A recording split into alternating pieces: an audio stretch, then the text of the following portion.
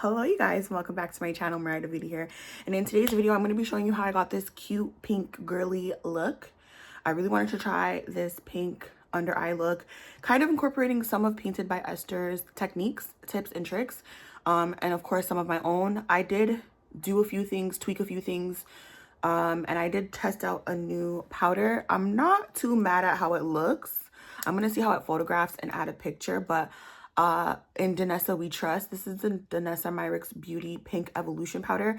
I've heard great things about her Evolution Powder, and I wanted to get a pink powder. I've been sitting on this pink powder for like about a month now, so I finally got around to using it, doing this look. And I also used one of her eyeshadows from her old holiday collection palette, and I use that on top of my blush, and I like how it all has blended together. I use my Juvia's Place blush duo in the number 4. We already know that is a popular blush duo. So yeah, if you want to see how I achieved this look, then keep on watching. Okay, so we're going to start off. My skin care is already on, and we're going to start off by priming our skin. I'm just shifting things around because my makeup table is kind of chaotic right now. And I don't really like that when I'm filming or doing my makeup in general. So I'm just trying to shift. But we're going to do a really simple look. Really nice perfected base. I want to do that pink under eye blush. And like really like highlight my face. And then I'm going to do just a typical wing liner and lash. And then like a nice nude pinky lip. So let's dive right in. I am going to start off with doing my brows. So typically when I do my skincare, sometimes my skincare goes into my brows, and I really want my brows to be laid. So I'm taking a little bit of alcohol and kind of taking off that skincare remnants. And so that way when I actually apply my brow wax, it's going to lay as flat as possible. This is the brow product that I always use. This is the Sephora Collection Brow Wax.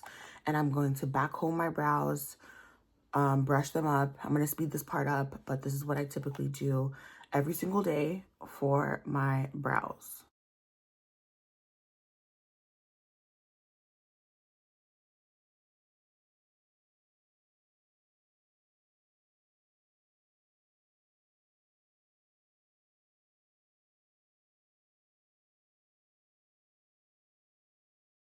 I don't. Today I'm not going to. I just don't think it's necessary. I'm not really doing any eyeshadow, so I don't need to like carve under my brows. It's still going to look good. So while that's kind of like setting, we're going to go in and do my base. So I'm going to prime my face with what's left of my Milk primer. I'm just trying to finish this. This is a part of my empties. So we're going to try and get as much as we can out. This is literally like the last bit of my primer. There's like no more after this. I want a little bit of added protection or texture, smoothing. So I'm going in with the Makeup Forever Step 1 Blurring Primer, and I'm going to pat that in on my forehead. I'm just dealing with, I don't know if it's because it's hot or if it's my SPF. I'm trying to combat what it is, but I'm going to smooth out my forehead. It is starting to clear up. I did recently try some of the Dr. Dennis Gross peel pads, and I feel like it's working. So I'm going to continue to see how that works for my skin, but sometimes I go in with this for some extra smoothing. This typically does what the blurring balm from Danessa Myricks does when I use that in conjunction with the water powder serum. But again, I'm trying to go through my other primers before I start solely using that. But I love how this further smooths out my skin. So now I'm color correcting. I do this all the time when I'm wearing foundation. I color correct my neck. My neck is darker than my face and my body. So I always do this step. I've always dealt with hyperpigmentation on my neck since I was a child. My neck has always just been darker than my face and my body. I'll always recommend, depending on the hyperpigmentation, you do an orange color corrector. If you're more like on the lighter spectrum of tan and medium, like true medium, then you would do like a peach, a true peach.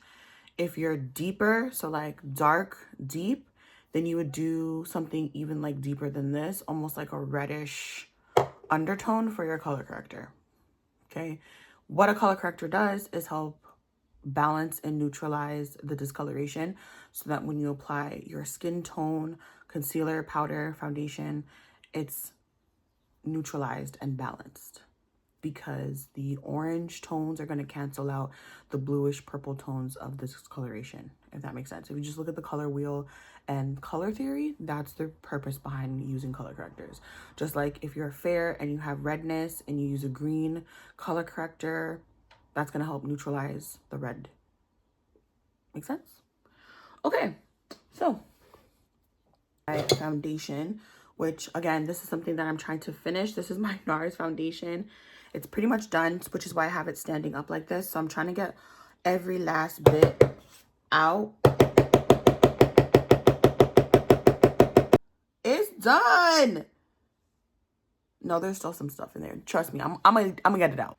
I don't know why I thought I had way more in the bottle, but this is all the foundation that is in the bottle, and that's not enough. So I'm gonna have to mix the rest of this with something else. So give me a moment while I decide what foundation I'm gonna mix this with. So I feel like wearing Urban Decay's Face Bond. I have 3 different shades of this foundation. I'm gonna do 27 and 28. I'm gonna mix some 27 and some 28. And I'm going to use a brush today because I feel like using a foundation brush. I'm going to use this foundation brush. Is actually really nice. This is the number 40 Sephora Collection foundation brush. It's dense enough to really pack on the foundation. And I love that it has that triangular angle so that if you need to apply it under the eyes, you can get under the eyes. Before I actually start going in with my foundation, I'm going to use some concealer. So I'm trying to finish this concealer up as well. I took the stopper out of it and everything. It is getting into its last leg, I'm not gonna lie. But there's still a ways to go with this concealer from MAC. It's the Studio Radiance. And then I'm mixing it with my OG Sephora Collection Best Skin Ever concealer. So I'm applying that under my eyes now because as I'm going in and blending out my foundation, my concealer is going to set a little bit and then it's going to get a little bit more coverage. I'm taking my foundation mixture of the NARS and the Face Bond, and I'm going to mix that into my brush. And we're going to start applying this all over the face. Using the same brush, I'm going to blend out my concealer now that my foundation is all blended out. And you can see I applied my foundation on my face and my neck, and it blends down now into my chest. You can still see my chest is a little bit lighter, but my body is lighter than like my face. So I clearly need to get more sun in order for it to even out, but we'll work on that. That's a different story. So I'm going to use the same brush and I'm just going to buff out my concealer. Now this is where my cream products come into factor.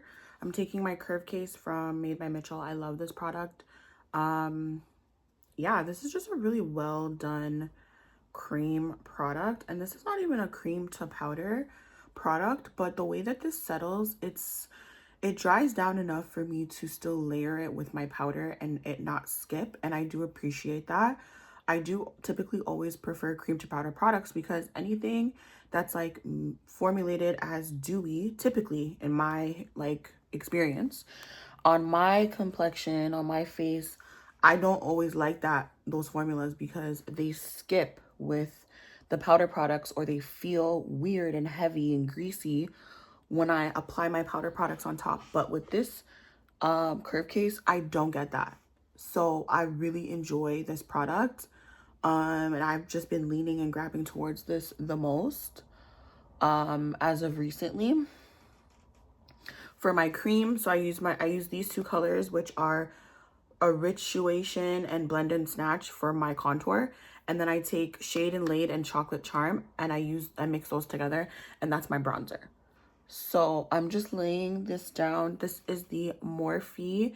This is actually a cream and liquid blush brush, but I use this for my contour. And I use this both to lay down my cream contour And then I still use it to do my powder contour as well. So I use brushes not necessarily for what they're labeled as, because I think brushes are multi-use and you can use them in any which way that you want, to be honest with you. As long as the bristles are good for the formulation. So like this is obviously good for creams, liquids, and powders. So as long as that is a factor, you can typically use any brush for any reason on any part of your face. It just depends on the technique you're going for. So this is the Morphe cream and liquid bronzer brush. So I use this for my bronzer. And again, I'm taking those two shades and I'm putting it on the back of my hand to warm up the product first and get it into the bristles of my brush. And then I'm going to lay this right on top of where I contoured. And now I'm bringing my bronzer onto my forehead. Recently, I think it's been a year now, I've stopped contouring my forehead, but I bronze my forehead. And I like how that looks instead of contouring and bronzing. So I contour the hollows of my cheeks and then I powder contour my jawline, but I cream bronze the tops of my cheeks and my forehead. And then I powder bronze my nose. Everything has a reason. It's just the way that products lay on my face. And then that finished result, it looks so good. And like, I find ever since I've added dimension with the cream, or rather I should say, ever since I've added cream, it's added more dimension with my face and like how my products like look overall. And I like that. So that's why I've incorporated my routine and kind of switched it up a little bit. This is not my full base routine because I still like to use my sponge and stuff. So I will have to do an updated like foundation routine where I'm using my sponge and I curve under my brows and all those type of things. For the most part, this is most of the steps in my base routine. So now I'm going to take my concealer, my lighter concealer, and I'm going to pop that in the inner corner. So I'm taking Fuchsia Feels from P. Louise, and I really didn't need that much because a little bit goes a long way, but I am going to be using that. And so I'm taking my blush brush and I'm going to work the blush into my brush and then start applying it onto my cheeks. And I'm really going heavy with this because I'm doing that like bold blush under eye. And I am going to go in with a powder blush duo, so I'm not really worried, but I want to lay down my cream blush first. Put a little bit on my nose.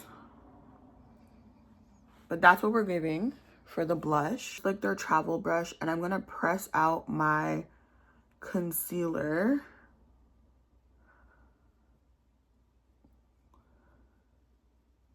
Dragging that on my lid as well, because I do need to set under on my lid. And I'm gonna buff this out. And I'm doing pressing patting motions because I have fine lines under my eyes and they tend to settle. So I do want to make sure that that is blended out proper before I actually set it. Now I'm going to take my pink powder. This is the first time I'm using this.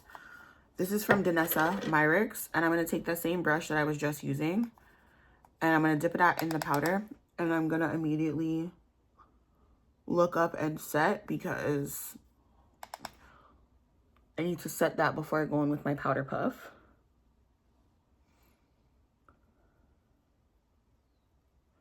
And now I'm going to go in with my powder puff. This is my first time that I'm using this pink powder from Danessa, so we're finding out together if this is going to work. I'm going to document on if this actually held up throughout my day and go from there because I've never used this powder before. We're going to see what happened. Hopefully it works. I'm going to go in and set the rest of my face and then show you my powder routine.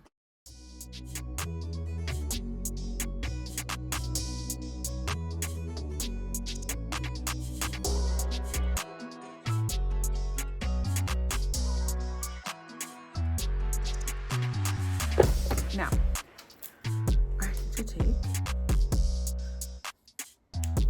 my powder.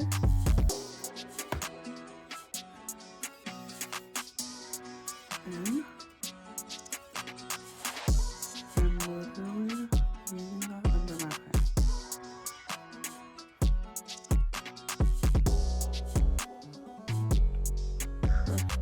I know. This is like broken.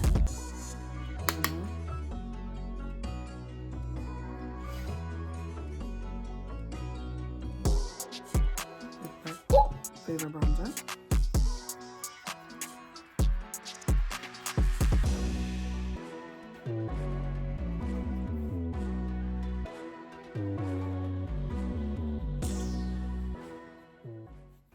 So now we're gonna do this blush. We're doing it very dramatically.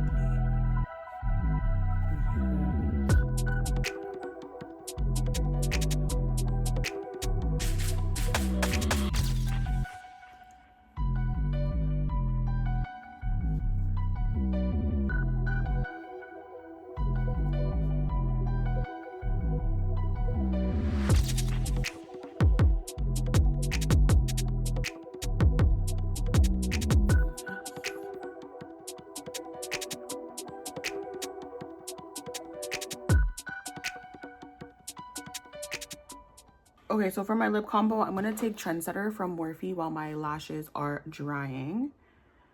And I'm gonna apply that. Going to be Cream Cup by MAC. That pinky. Then I'm gonna take Richie from Morphe.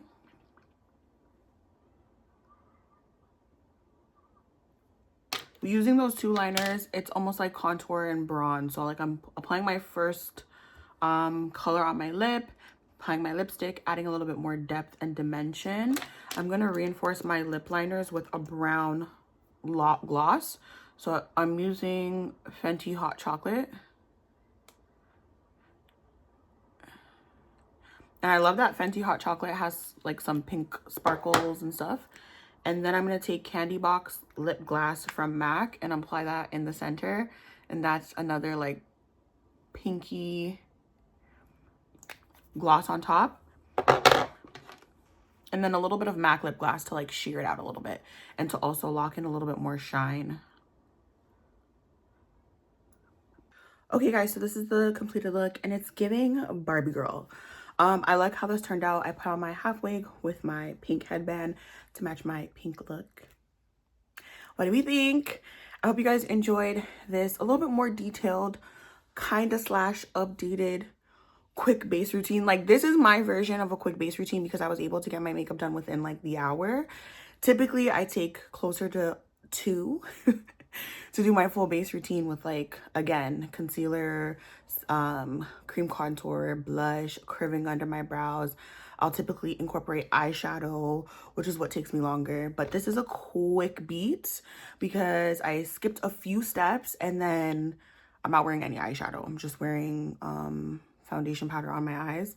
But I hope you guys enjoyed this super cute, soft, girly, pinky look. And I'll see you guys in another video very soon.